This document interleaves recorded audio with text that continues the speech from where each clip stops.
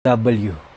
Alam mo, ang maging OFW ang isa sa pinakamahirap na desisyon na gagawin mo sa buhay mo dahil kailangan mong pumangibang bansa para sa pamilya mo. Sobrang mahirap mawalay sa pamilya mo lalo na't bawat minuto, bawat oras, bawat araw at bawat taon na hindi mo sila kapiling. Lahat ay titiisin para mabigyan lang sila ng buhay na masagana kahit ang kapalit nito ay ilang taon na mawalay sa kanila. Mahirap talagang maging OFW dahil lahat ng okasyon sa buhay mo ay hindi mo sila makakasama. Graduation, birthday, Pasko, bagong taon at marami pang iba. Mag-isa mo itong haharapin.